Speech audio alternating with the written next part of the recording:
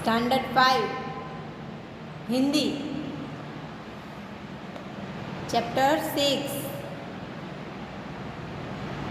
Japan. आधा complete किया था ना लास्ट लेक्चर में। चलिए आगे क्या था। एक कहानी बता रहे थे जहाँ पे एक स्कूल में स्वामी जी को आमंत्रित किया गया था। स्वामी जी ने एक विद्यार्थी को बुलाया, पहले पूछा तुम किस धर्म को मानते हो? बुद्ध को। फिर बुद्ध के बारे में पूछा और उसको प्रणाम किया, उसके बारे में क्या जानते हो? तो विद्यार्थी ने बोला कि वो भगवान के समान है, मैं उनका सम्मान करता हूँ। फिर कन्फ्यूशियस के बारे में पूछा, वो भी उसके बारे में जानता था और उनको भी प्रणाम किया। फिर पूछा अगर वो दोनों तुम्हारे देश के ऊपर आक्रमण करे तो तुम क्या करोगे? तो विद्यार्थी गुस्सा हो गया और बोला चाहे वो भगवान हो या महान संत हो, कोई भी हो, अगर मेरे देश के सामने आएगा, मेरे देश के खिलाफ खड़ा होगा तो मैं उसकी आंखें फोड़ दूंगा। हुआ था ना ये सब, ये बातचीत हुई थी दोनों के बीच।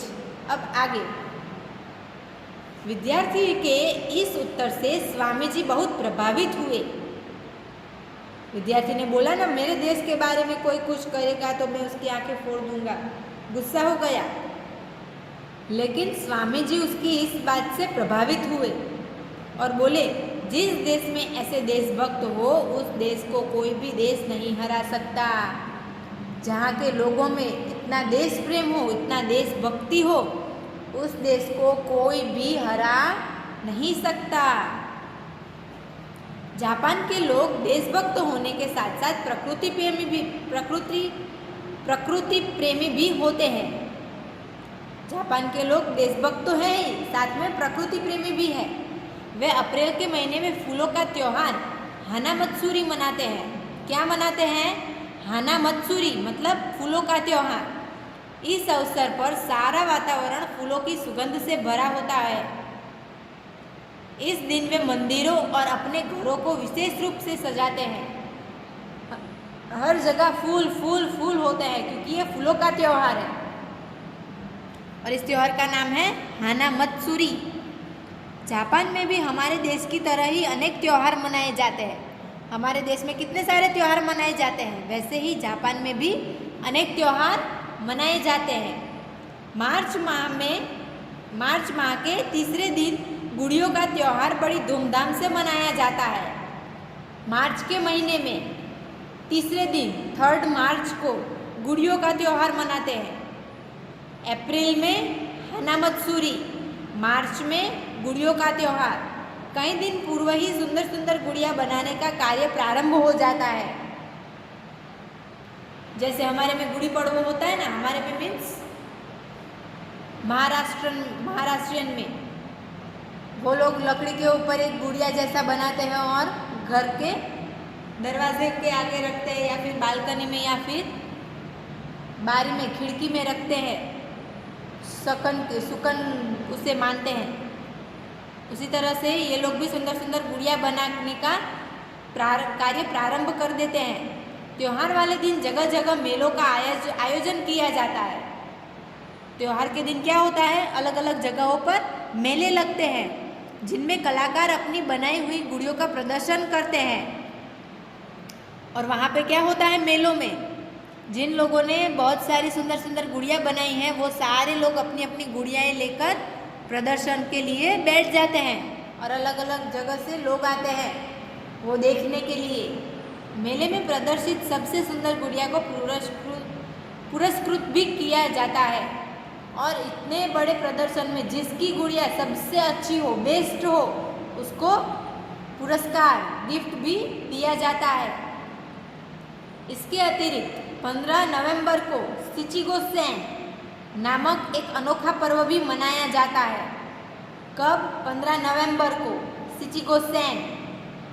अप्रैल में फूलों का त्यौहार हानामत्सुरी, मार्च में गुड़ियों का त्यौहार और 15 नवंबर को शिचिगो-सेन नामक एक अनोखा पर्व भी मनाया जाता है। इसमें क्या होता है, तो यह बच्चों का पर्व होता है। इचिगो सेन क्या है? बच्चों का पर्व। जापानी बच्चे के तीसरे, 5वें और 7वें वर्ष को भाग्यशाली मानते हैं। जैसे कि अगर हमारे यहाँ हिंदू में ब्राह्मण लोग हो, वो तीसरे, 5वें, 7वें, 11वें साल में जैसे अपने बच्चों को जनेऊ दिलाते हैं ना, जनेऊ पहनते हैं ब्राह्मण, पता है ना सबको। वैसे ही जापानी लोग बच्चे के जो तीसरा, 5वां और 7वां साल होता है वो बहुत भाग्यशाली मानते हैं। जापान के लोग अत्यधिक परिश्रमी होने के साथ साथ समय के पाबंद भी होते हैं। कैसे होते हैं? परिश्रमी तो है ही, साथ साथ में समय के पाबंद। 5 बजे का टाइम मतलब 5 बजे, 5 के टकोरे पे सब के सब हाजिर। कोई 5 मिनट आगे नहीं, कोई 5 मिनट पीछे नहीं। आगे तो शायद हो भी हो, लेकिन 5 मिनट देर तो कोई नहीं, सब टाइम पे टाइम के पाबंद होते हैं। यही कारण है कि जापान की गिनती अत्यधिक समृद्ध देशों में की जाती है। इसी की वजह से जापान की गिनती कैसे होती है? अत्यधिक समृद्ध देशों में, जो विकसित है उन देशों में जापान की गिनती होती है। जापान की रेलगाड़ियाँ विश्व भर में प्रसिद्ध हैं। क्या प्रसिद्ध है जापान का? रेलगाड़ियाँ पूरे विश्व में। क्यों? तो टोक्यो जापान की राजधानी है। जापान की राजधानी क्या है? टोक्यो। वहाँ भूमिगत रेलवे स्टेशनों का जाल सा बिछा हुआ है। वहाँ पे क्या है? भूमिगत रेलवे स्टेशन, मतलब जमीन के नीचे जाल सा बिछा हुआ है। बहुत सारे स्टेशन है जमीन के नीचे। इसे सबवे कहा जाता है। इसे क्या बोला जाता है? सबवे। ऊपर तो सब लोग निकलते ही हैं, ट्रेन्स, बस, कार्स, टू व्हीलर्स, सब कुछ। लेकिन जमीन के नीचे भी ट्रेन्स होते हैं, रेलवे स्टेशन जाते हैं, बिछा जाल सा बिछा हुआ है, उसे बोलते हैं सबवे। जापानी अपनी भागदौड़ की जिंदगी में कुछ पल शांति के बिताने के लिए शहर से दूर बने प्राकृतिक दृश्य से भरपूर चाय घर में जाते हैं। कहाँ जाते हैं? चाय घर में।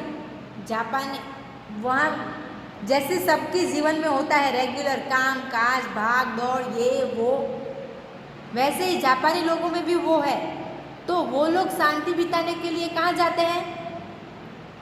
प्राकृतिक दृश्य से भरपूर चाय घर में जाते हैं। बांस एवं लकड़ी से बने इस चाय घर में प्रायः 2 छोटे छोटे कमरे होते हैं। ये किससे बना हुआ है? बांस एवं लकड़ी से। और इसमें 2 छोटे छोटे कमरे होते हैं। इसमें एक कमरा भोजन बनाने व दूसरा कमरा मेहमानों के लिए होता है। एक रेस्टोरेंट जैसा, एक होटल जैसा, जहाँ पे एक किचन है जहाँ पे खाना बनता है, और एक दूसरा कमरा है जहाँ पे लोग आते हैं खाना खाने के लिए, बैठने के लिए, आराम करने के लिए। चाय घर में एक बार में 3 से 4 व्यक्ति ही प्रवेश कर सकते हैं। एक बार में कितने लोग आ सकते हैं? 3 से 4 व्यक्ति, क्योंकि छोटे छोटे कमरे हैं। भोजन या अल्पाहार के बाद चाय पीने की प्रक्रिया को टी सेरेमनी कहते हैं। या हम सुबह चाय पीते हैं और शाम को चाय पीते हैं, लेकिन ये लोग अल्पाहार या फिर खाने के बाद जो चाय पीते हैं साथ में मिलकर खाने के बाद, उसे क्या बोलते हैं? T ceremony. आया समझ में सबको? किमोनो जापान की परंपरागत पोशाक है। हमारे यहाँ क्या पहनते हैं? साड़ी, है ना? वैसे वहाँ पे पहनते हैं किमोनो। परंतु आजकल जापानी लोग पश्चिमी वस्त्र भी पहनने लगे हैं। जैसे जैसे सब बदलते हैं वैसे वैसे जापान के लोग भी बदलते हैं। हम लोग भी पहले, हमारे दादी और वो सब साड़ियाँ पहनती थी, घूंघट निकालती थी। धीरे धीरे वो गया, हमारी मम्मी ने ड्रेस पहनना शुरू किया, उनकी बहुएं आई, उन्होंने कुर्ती लेगिंग्स पहनना शुरू किया। वैसे वैसे पश्चिमी पोशाक लोग पहनना शुरू करते हैं। और जैसे जैसे पीढ़ी या फिर टाइम बदलता है वैसे वैसे लोग भी अपनी सोच को बदलते हैं। वैसे ही जापान में भी लोग पश्चिमी वस्त्र को पहनने लगे हैं। जापानियों का प्रिय भोजन चावल, मछली, फल और सब्जी। क्या खाते हैं वो लोग? चावल, मछली, फल और सब्जी।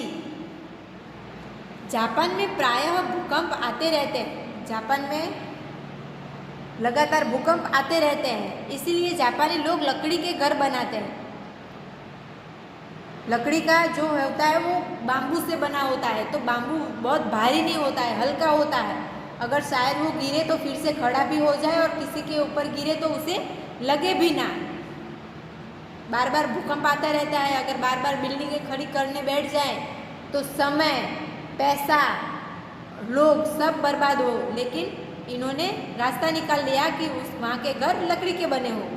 वे अपने घरों की दीवारों पर रंग बिरंगी कागज़ों से सुंदर चित्रकारी करते हैं, और जैसे हम अपनी दीवारों पर रंग लगाते हैं, वो लोग क्या करते हैं, रंग बिरंगी कागज़ों से चित्र बनाते हैं।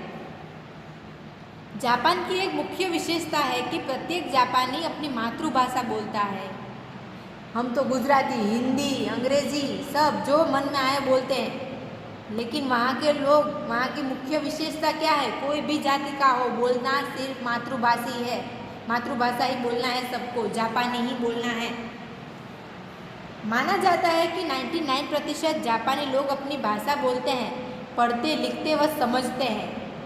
वहाँ के 99% लोग पढ़े लिखे हैं।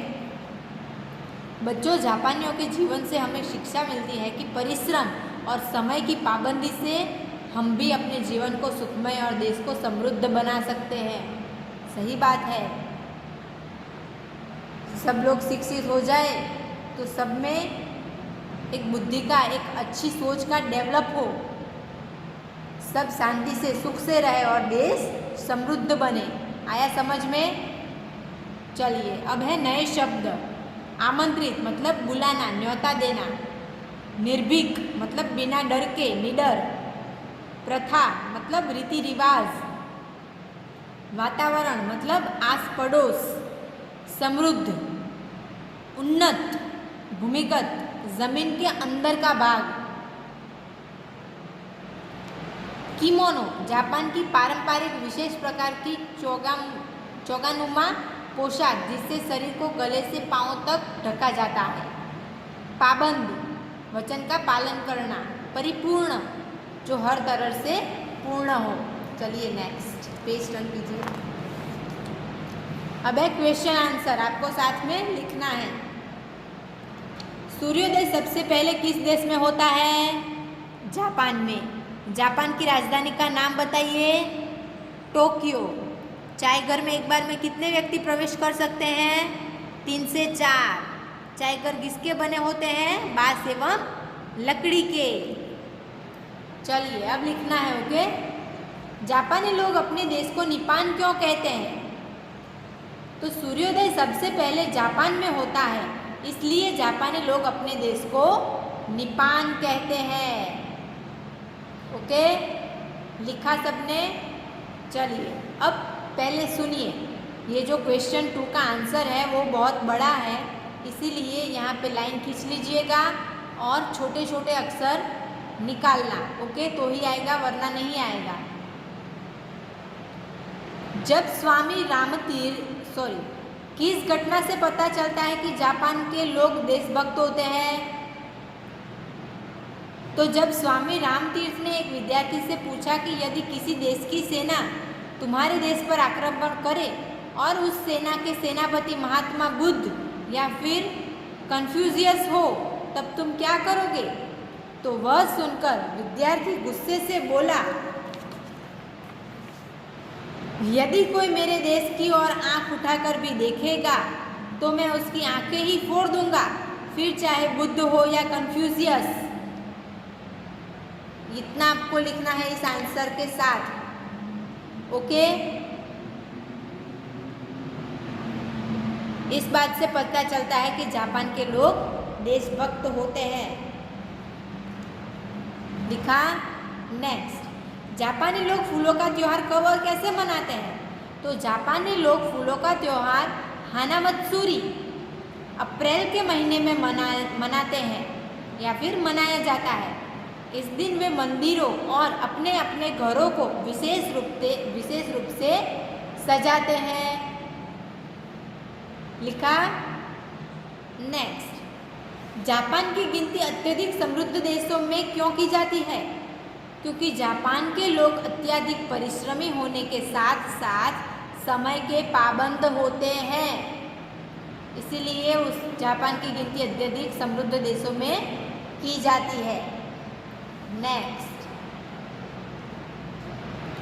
जापान के लोग की वेशभूषा और उनके प्रिय भोजन के बारे में बताइए। तो जापान की परंपरागत पोशाक किमोनो है, परंतु आजकल जापानी लोग पश्चिमी वस्त्र भी पहनने लगे हैं और उनका प्रिय भोजन चावल, मछली, फल और सब्जी है। ओके, लिखा। चलिए, ये सही उत्तर टिक करना है, वो लास्ट लेक्चर में होमवर्क में दिया था।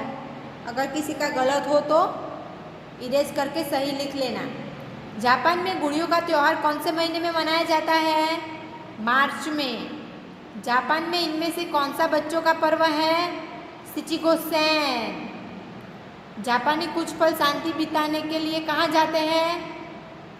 चाय घर। ओके, आगे। नीचे दिए प्रत्येक वाक्य में एक शब्द की वर्तनी अशुद्ध है। अशुद्ध शब्द के स्थान पर सही शब्द लिखकर वाक्य दोबारा लिखिए। नीचे जो ये वाक्य दिए हैं उनमें से एक शब्द जो है वो गलत लिखा है, मतलब उसकी वर्तनी अशुद्ध है, जिसको आपको शुद्ध करके वापस से लिखना है। तुम किस धर्म को मानते हो? धर्म नहीं, धर्म। तो तुम किस धर्म को मानते हो? मैं उनका सम्मान करता हूँ। तो सम्मान नहीं, सम्मान। मैं उनका सम्मान करता हूँ। जापान के लोग प्रकृति प्रेमी भी होते हैं। प्रेमी नहीं, प्रेमी। तो जापान के लोग प्रकृति प्रेमी भी होते हैं।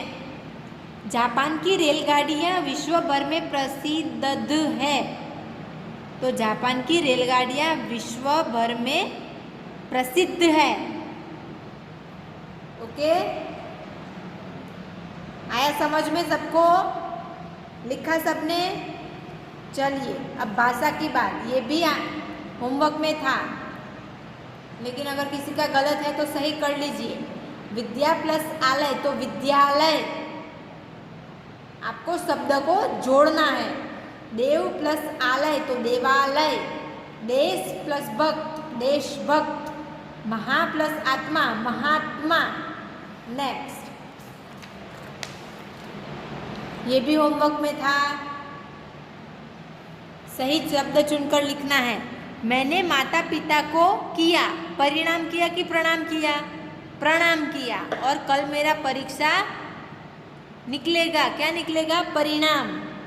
हमें सदैव बड़ों का करना चाहिए सम्मान। लड़का और लड़की एक समान है। प्रत्येक जापानी अपनी मातृभाषा बोलता है। मुझे मात्र एक पेंसिल चाहिए। आया समझ में? चलिए, सही स्थान पर विराम चिन्ह लगाकर वाक्य पढ़िए। अब यहाँ पे विराम चिन्ह नहीं रखे हुए हैं, पहले वो आपको रखने हैं। तुम किस धर्म को मानते हो? ये क्वेश्चन है, तो क्वेश्चन मार्क रखिए। तुम किस धर्म को मानते हो? यह बच्चों का पर्व होता है। ये एक वाक्य है, तो सिर्फ उसे पूरा करना है। विद्यार्थी ने कहा, क्या कहा? तो वो डबल कॉमा में आएंगे। महात्मा बुद्ध तो भगवान है, और वाक्य पूरा करना है। जापानियों का प्रिय भोजन चावल, कॉमा मछली, कॉमा फल और सब्जी है, और वाक्य को पूरा करना है। अरे वाह, उद्गार है ये। क्या है? उद्गार, मतलब अरे वाह, ऐसा कितना सुहावना मौसम है, और वाक्य को कंप्लीट करना है। चलिए, पाठ में से ढूंढकर दिए शब्दों से पहले सही विशेषण लगाइए। शब्दों के आगे उनके विशेषण लगाने हैं। संत कैसा होता है? महान। पर्व, गुड़िया, देश, पोशाक और कागज। तो पर्व कैसा? अनोखा पर्व। गुड़िया कैसी? सुंदर। देश कैसा? समृद्ध। पोशाक कैसा? परंपरागत। कागज कैसा? रंग बिरंगी। तो ये सारे विशेषण हैं जो इस शब्द को बढ़ाता है। अब समानार्थक शब्दों को मिलाना है।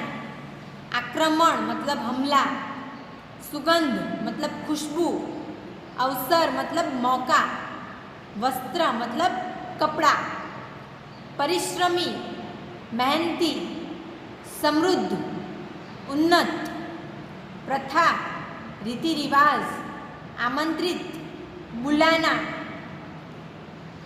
लिखा सबने? आगे सही उत्तर चुनकर टिक करना है। इनमें से कौन सा शब्द द्वित्व संयुक्त व्यंजन से बना है? संयुक्त व्यंजन से क्या बना है?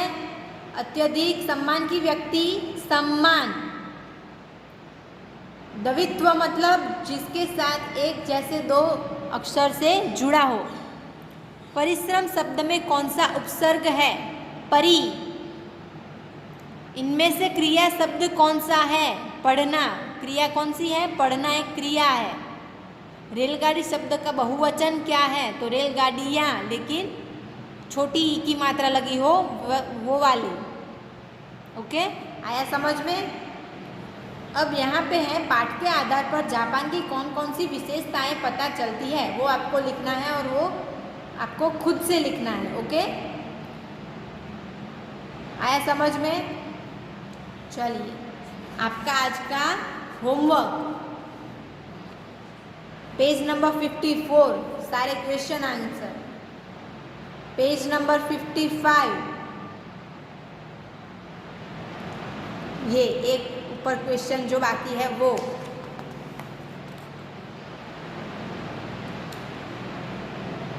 Page number 56 question number 4, question number 5 and question number 6 आपको आपकी हिंदी नोटबुक में लिखना है और ये टेक्स्ट बुक में खुद से फिलअप करना है। ओके, तो आपका होमवर्क है पेज नंबर 54 पर से प्रश्नों के उत्तर, पेज नंबर 56 पर से question number 4 and 5 and page number 57 पर से क्वेश्चन नंबर 6 आपको आपकी हिंदी नोटबुक में लिखना है। ओके, और जो ये व्याकरण है, जो भाषा की ये बातें हैं, ये सारी आपको पढ़नी भी है एग्ज़ाम में, इनमें से ही आएगा। जैसे कि ये द्वित्व संयुक्त व्यंजन से बना शब्द कौन सा है, उपसर्ग कौन सा है, क्रिया कौन सी है, बहुवचन क्या है, विलोम क्या है, समान अर्थ वाले कौन से हैं, ये इस तरह से सब कुछ पूछा जाएगा। ओके, अच्छे से प्रिपरेशन करना। आया सबको समझ में? Thank you.